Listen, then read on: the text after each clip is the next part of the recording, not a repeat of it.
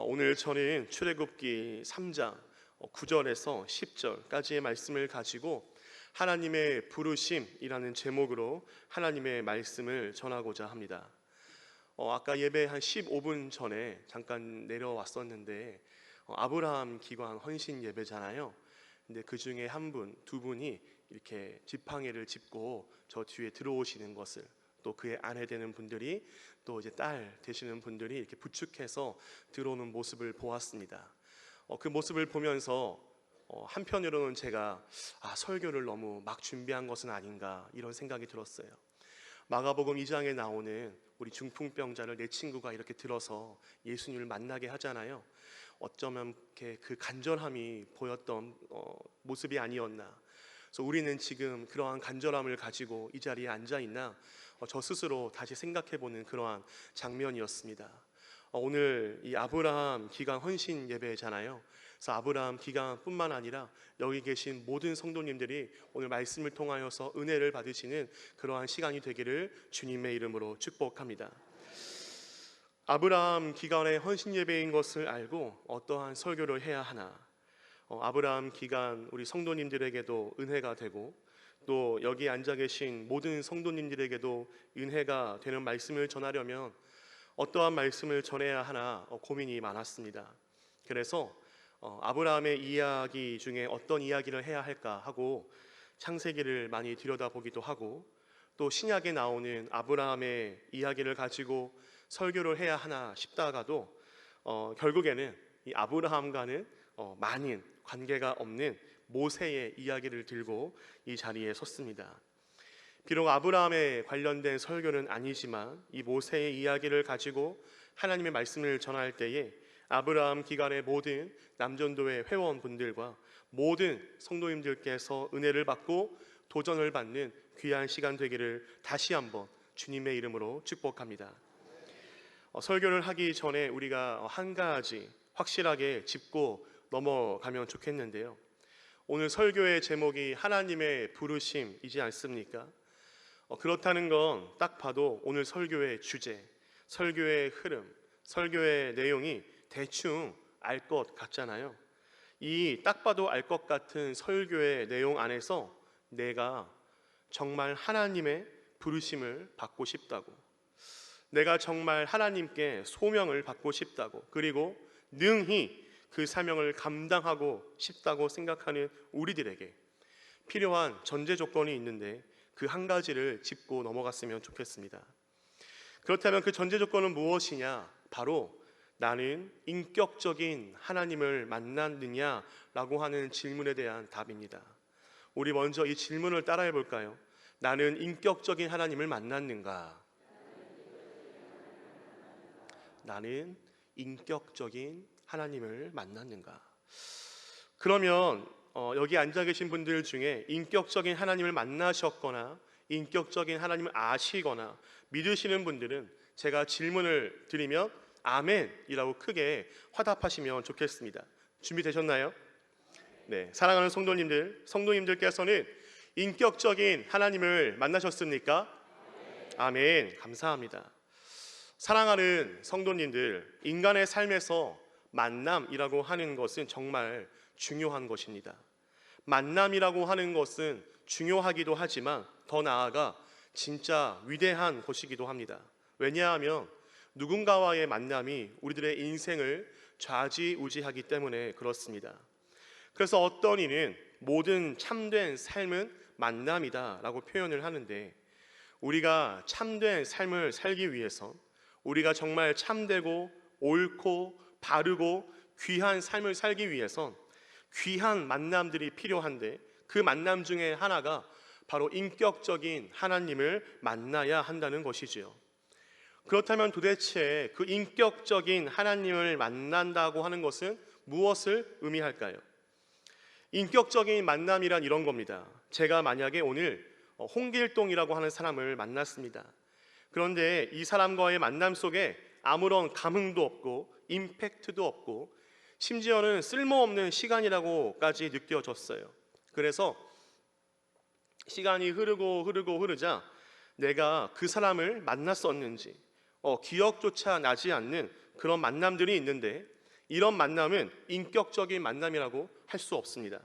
그런데 제가 오늘 홍길동이 아니라 철수를 만났다라고 가정해 보시기 바랍니다. 근데 이 철수를 만났는데 정말 즐겁고 정말 나의 삶이 새롭게 열리는 것 같고 인사이트가 생기고 활력이 솟고 도전이 된다면 그 만남을 우리가 잊을 수 있을까요? 아니요, 그렇지 못하겠죠. 이런 만남을 쉽게 말해서 사건이라고 표현을 합니다. 홍길동과의 임팩트 없던 만남은 사건이 될 수 없는데 이 철수와 임팩트 있는 만남은 내 인생의 하나의 사건이 되는 것이죠. 이 예화를 유대인 철학자 마틴 부버라고 하는 사람이 나와 너라고 하는 책에서 이렇게 표현합니다. 인간의 삶 속에는 두 가지 만남이 존재한다는 거예요. 하나는 나와 너와의 관계, 다른 하나는 나와 그것과의 관계라고 하는 겁니다. 그래서 나와 너와의 관계가 되려면 인격적인 관계가 되어야 하는데 그런 만남은 아까 얘기했던 철수와 만났던 그러한 사건이 필요하다는 거예요. 그리고 만남의 시간은 있었지만 길동이와 같은 시간을 보내면 그것은 나와 너와의 관계가 아니라 나와 그것과의 관계라고 하는 겁니다.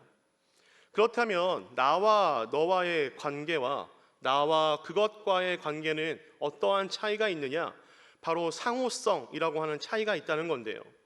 예를 들면 나와 너와의 관계는 내가 너를 인격적으로 대하기 때문에 너도 나를 인격적으로 대한다는 겁니다. 이럴 경우 나는 철수를 대체할 만한 사람이 없다라는 것을 의미해요. 또 반대로 철수도 김강현을 대체할 만한 사람이 없다는 것을 의미합니다. 조금 어렵죠? 그러면 제가 나와 그것과의 관계부터 설명을 해볼게요. 나는 길동이를 인격적으로 대하지 않고 그것으로 대합니다. 나는 길동이를 인격적으로 대하지 않고 그것으로 대하기 때문에 길동이가 필요하지 않으면 영희를 찾고 숙자를 찾고 영철이를 찾는다는 거예요. 즉 다시 말해 나와 그것과의 관계는 인격적인 관계가 아니라 수단으로서의 관계라고 하는 것이죠. 내가 필요하면 옆에 두었다가 내가 필요하지 않으면 버리고 나에게 도움이 될 것 같으면 친하게 지냈다가 도움이 될 것 같지 않으면 버려버리는 그런 관계가 나와 그것과의 관계, 즉 비인격적인 관계라고 하는 겁니다.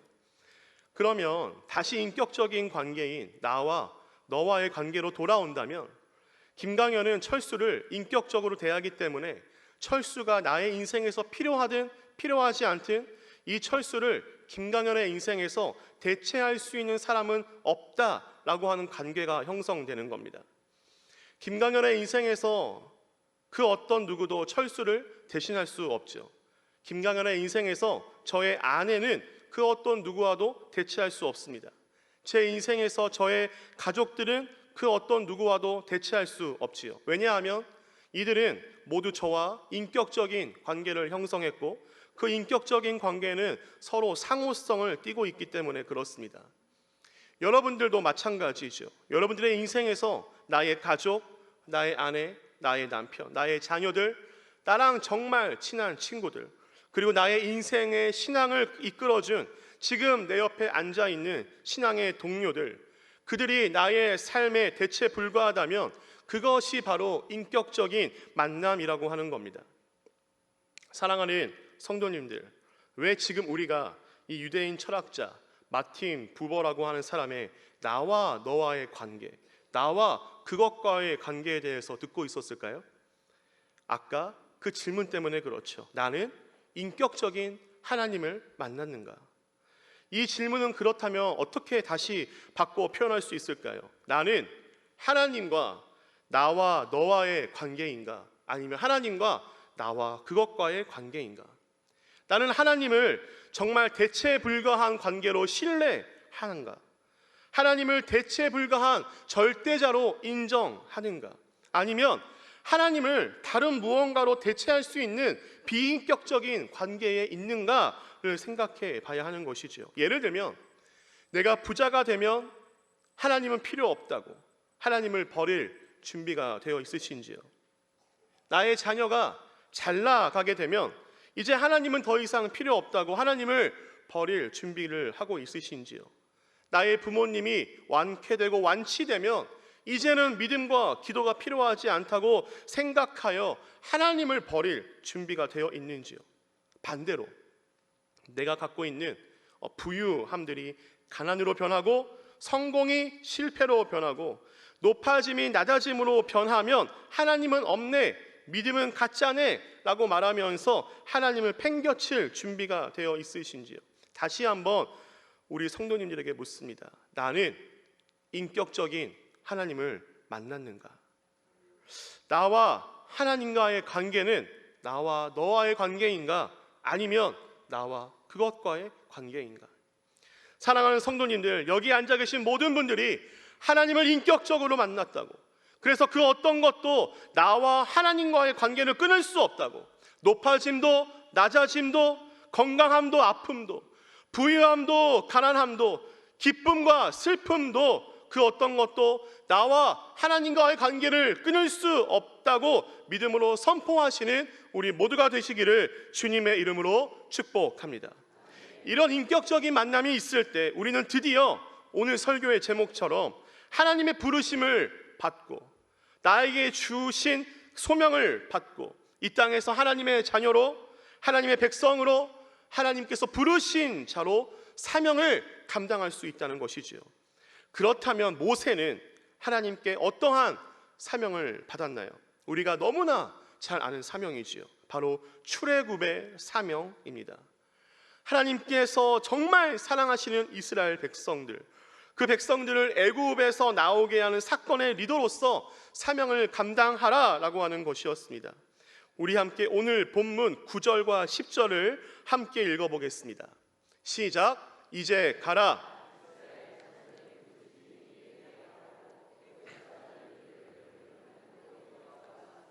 이제 내가 너를 바로에게 보내어 너에게 애굽에서 인도하여 내게 하리라. 아멘. 하나님은 자신이 사랑하는 이스라엘 백성들을 애굽에서 나오게 하는 이 출애굽 사건의 리더로 모세를 선택하십니다. 하나님은 모세를 인격적인 관계로, 인격적인 만남으로 그를 대하셨어요. 즉, 이 사건의 가장 적임자는 바로 모세였던 것입니다. 다시 말해 이 출애굽 사건의 리더는 모세가 아니고서는 그 어떤 누구에게도 맡길 수 없는, 하나님의 입장에서 대체 불가한 인격적인 관계, 인격적인 만남, 나와 너와의 관계 속에서 이루어졌다라고 하는 거예요. 즉, 그렇기에 여기 계신 아브라함 기간의 회원분들을 비롯한 모든 성도님들은 하나님과 인격적인 관계를 갖고 계시기에 여러분들에게도 하나님의 사명이 분명히 있다라고 하는 것입니다. 여러분들에게 주어진 사명, 그 어떤 누구도 대체할 수 없다는 거예요. 세안교회에서의, 우리 교회에서의 예배의 사명, 찬양단, 찬양대의 사명, 전도의 사명, 중보기도의 사명, 섬김과 구제사역의 사명, 교육의 사명, 사랑의 사명, 그 어떤 종류의 사명도 여러분들이 아니면 안 된다라고 하는 것이지요. 왜 그럴까요? 바로 여러분들이 하나님의 대체 불가한 사랑스럽고 귀하고 귀한 아름다운 인격적인 만남 속에 있는 분들이기 때문에 그렇습니다. 우리 이러한 사명을 깨달으시고 우리를 부르시는 그 하나님께 순종하며 믿음으로 나아가는 우리 모두가 되시기를 주님의 이름으로 축복합니다. 여러분, 그런데요, 오늘 본문 이후에 보면 모세가 하나님의 부르심에 대해서 5번을 거절을 합니다. 무려 5번을 거절을 해요. 이 5번의 거절 중에 오늘은 우리 3가지 거절을 보면서 하나님이 어떠한 분이신가를 보면 좋겠는데요. 먼저 출애굽기 3장 11절을 읽어보겠습니다. 시작. 모세가 하나님께 아뢰되 내가 누구이기에 애굽에서 인도하여 내리이까. 아멘. 세번역 성경을 보면요, 이렇게 말합니다. 내가 무엇이라고 감히 바로에게 가서 이스라엘 백성을 이끌어내겠습니까? 즉, 이 말은요, 자신의 위치가 너무 천하다라고 하는 거예요. 비록 40년은 왕자로 살았지만 이후에 40년은 광야에서 아무것도 없는 광야에서 40년 동안 양이나 치던 사람이었습니다. 그런 사람이 감히 시대의 강국, 시대의 대국 애굽에 가서, 그것도 애굽의 왕 앞에 가서 말이나 붙일 수 있겠습니까? 라고 지금 말하고 있는 거예요. 사랑하는 여러분, 사실 우리도 모세와 별반 다르지 않습니다. 여기 누가 감히 대통령한테 가서, 혹은 옆나라 중국 주석한테 가서, 옆나라 일본 총리한테 가서 뭐 달라고 이렇게 요구나 할 수 있겠습니까? 아무도 못하지요. 즉 우리는 인간의 시선과 인간의 가치관과 인간의 상식으로는 모세와 별반 다를 것이 없는 너무나 보잘것없는 사람이라는 겁니다. 그런데 여러분, 하나님은 모세가 그런 보잘것없는 사람이기에 사용하고 싶으셨어요. 모세의 위치가 그렇게 낮은 곳에 있었기 때문에 하나님은 그를 오히려 사용하시려고 작정하셨던 겁니다. 그런 나약함이 있는 그에게 하나님이 단 한마디로 말씀하십니다. 우리 12절을 함께 읽겠습니다. 시작. 하나님이 이르시되 내가 반드시 너와 함께 있으리라.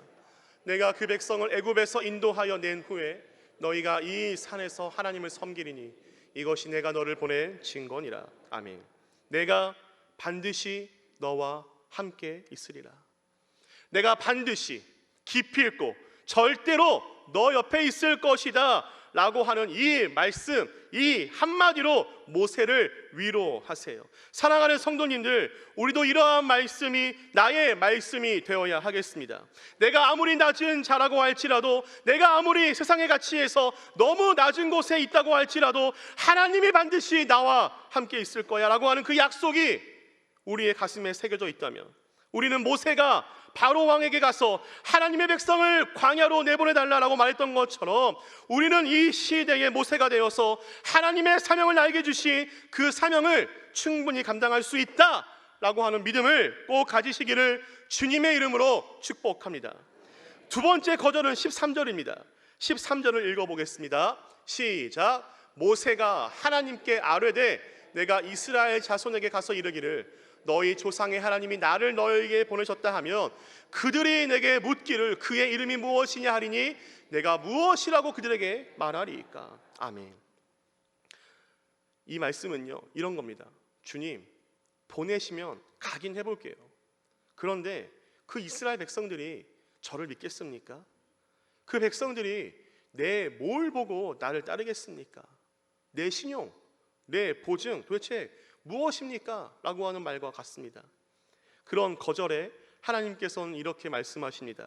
14절을 함께 읽겠습니다. 시작. 하나님이 모세에게 이르시되 나는 스스로 있는 자이니라. 또 이르시되 너는 이스라엘 자손에게 이같이 이르기를 스스로 있는 자가 나를 너희에게 보내셨다 하라. 아멘. 나는 스스로 있는 자니라 라고 말씀하시는 거예요. 내가 바로 그 여호와 하나님이다 라고 말씀하시는 겁니다. 모세야, 너의 보증은 바로 나 여호와 하나님이다. 너의 신용은 바로 나 여호와 하나님이다 라고 말씀하시는 거죠. 여러분, 제가 결혼을 준비하려고 할 때요 어디서 본 건 있어가지고 부모님의 도움을 받지 않으려고 우리의 힘으로 어떻게 한번 해보겠다고 당찬 마음으로 이제 은행에 갔습니다. 은행에 가서 우리가 결혼을 하려고 하는데 대출을 받아서 집을 좀 구하려고 합니다. 도와주세요 라고 말을 했더니 몇 가지 이제 통상적인 질문을 하더라고요. 그래, 너의 직업은 뭐니? 전도사입니다. 그래, 넌 연봉이 얼마니? 1,200만 원입니다. 했더니 그분이 뭐라 하겠어요? 안 되겠는데? 이러는 겁니다. 너무 당연한 거죠. 네, 신용이 없으니, 보증이 없으니, 뭐 갖고 있는 게 없으니 은행에서 저를 뭘 보고 돈을 빌려주겠어요. 그러니 그 은행 직원이 나가 이런 표정으로 저를 바라보더라고요. 여러분, 세상의 이치가 그렇습니다. 너무나 당연한 것인데 세상은 없는 사람들에게 너무 가혹하죠. 모세가 갖고 있는 건 무엇이었습니까? 아무것도 없었습니다. 모세가 갖고 있는 건 정말 아무것도 없었어요.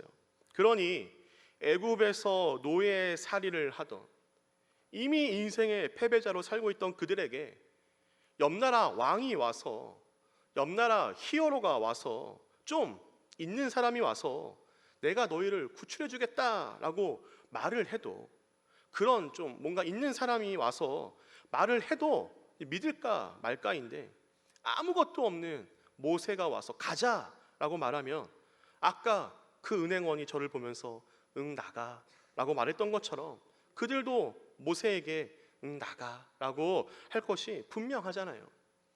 그런데 하나님이 모세에게 내가 너의 보증이 되어주겠다, 내가 너의 신용이 되어주겠다라고 말씀하시지요.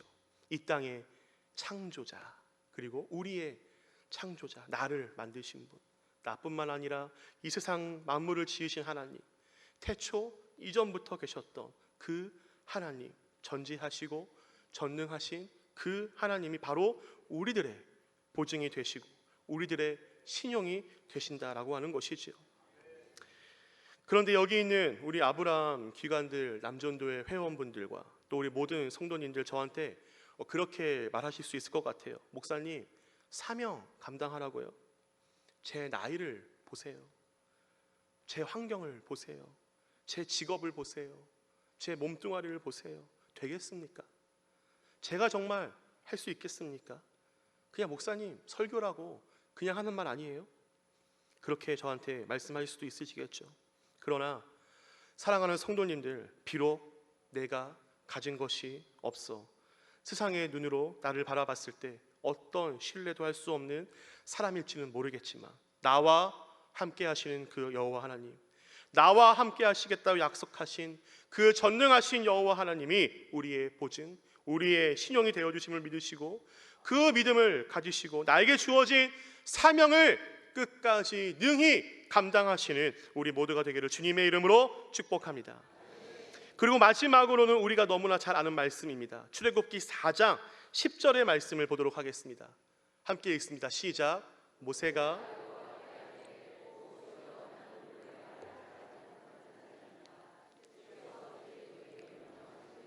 역시 그러하니 나는 입이 뻣뻣하고 혀가 둔한 자니이다. 아멘. 여러분, 모세는요 사실 리더가 되기에는 너무 형편없는 사람이었습니다. 여러분, 세계 2차 대전의 주인공이라고 하면 할 수 있는 이 아돌프 히틀러라고 하는 사람이 있습니다. 이 히틀러라고 하는 사람은요, 많은 역사학자들이 공통적으로 꼽는 장점이 바로 연설이었어요.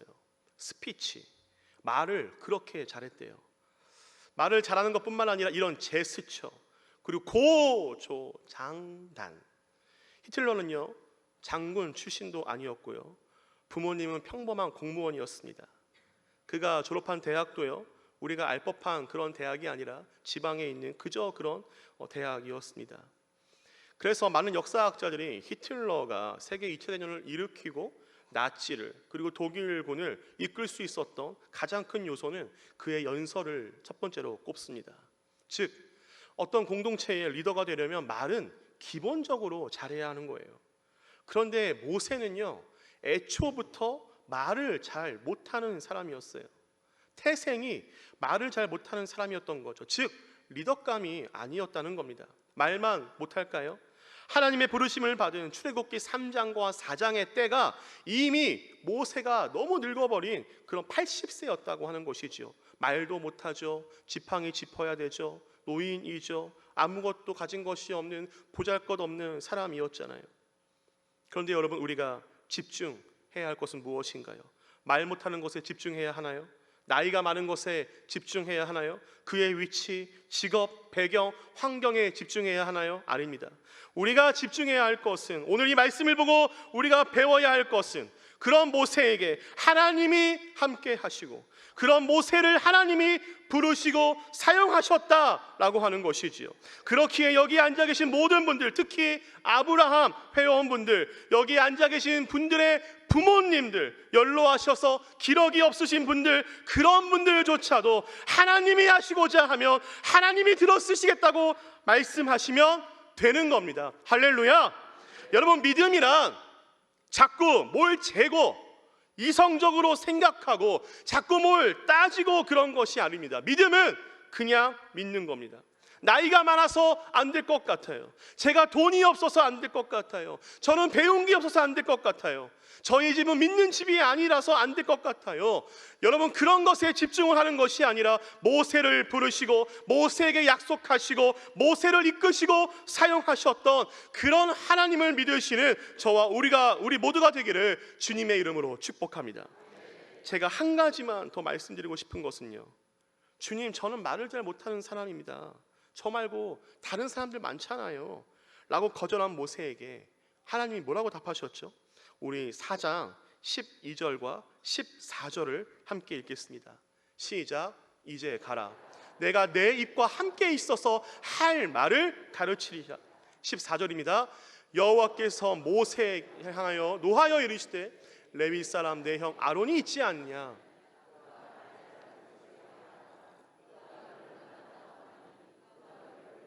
그의 마음이 기쁨이 있을 것이라. 아멘. 네, 뭐라고 답하시냐 하면요, 너가 할 말도 다 알려줄게. 근데 그것도 힘들면 너의 형 아론을 너에게 붙여줄게 라고 답하십니다. 즉 하나님이요, 처음부터 끝까지 다 해주신다는 거예요. 그리고 그것도 부족하면, 너의 마음이 그래도 불편하면 내가 너의 형을 붙여줄게, 동역자를 붙여줄게, 믿음의 친구를 내가 붙여줄게 라고 말씀하십니다. 여러분, 옆에 있는 분들에게 이렇게 축복합니다. 내가 돕겠습니다. 내가 당신의 동역자입니다. 우리 함께 사명을 감당합시다. 아멘.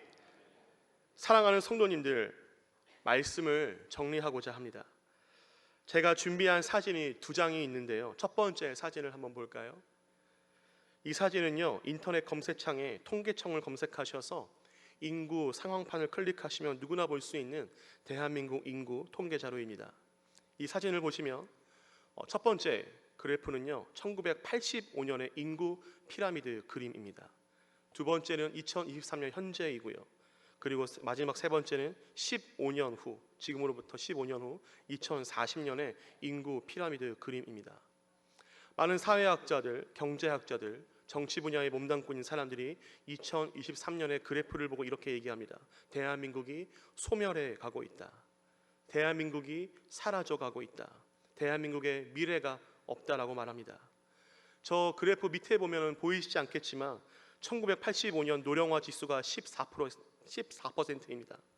2023년 현재 노령화 지수가 167%입니다. 2040년 노령화 지수가 389%입니다. 대한민국이 점점 늙어가고 있습니다. 다음 그림을 볼까요? 이 8개의 그래프 중에 7개가요 이런 지표예요. 총 부양비 늘어가고 있습니다. 노령화 지수 점점 높아지고 있습니다. 고령 인구 비중, 고령 가구, 독거노인 가구, 노인복지 생활시설 입소 정원 모두 증가 추세입니다. 여러분, 우리가 이 표들만 보면요, 이 땅에 희망이 없습니다. 이 땅에 소망이 없어요. 사회학적으로, 경제학적으로, 정치학적으로 보면 이걸 어떻게 해결할 수 있을까? 이미 늦은 것 아닌가? 이것이 정말 해결되고 해소될 수 있는 문제인가? 생각이 들 정도의 근거 자료가 됩니다. 그러나 우리는 하나님을 인격적으로 만난, 하나님과 나와 그것과의 관계가 아니라 나와 너와의 관계 속에 있는 믿음의 사람들 아닙니까? 그런 우리들은 죽은 자를 살리시고 불가능한 것을 가능하게 하시는 그 하나님을 믿는 믿음을 가져야 할 줄로 믿습니다. 그리고 모세에게 임하셨던 하나님을 바라보며 소망을 얻으시고 도전을 얻으시고 새 힘을 얻으시는 우리 모두가 되기를 주님의 이름으로 축복합니다. 80세에 하나님께 소명을 얻었던 모세가 이스라엘 역사에서 가장 중요한 출애굽을 주도한 엄청난 사명을 감당했던 시대의 리더로 쓰임받았던 것처럼 99세의 아들을 낳아 이스라엘 민족의 믿음의 주상이 되었던 아브라함처럼 여기 앉아 계신 모든 아브라함 기간 성도님들과 여기 앉아 계신 모든 성도님들, 그리고 우리의 아버지, 우리의 어머니, 나의 할아버지, 나의 할머니에게 믿음을 심어주시고 소망과 도전을 심어주시는 그런 하나님만 바라보는 우리 모두가 되기를 주님의 이름으로 축복합니다.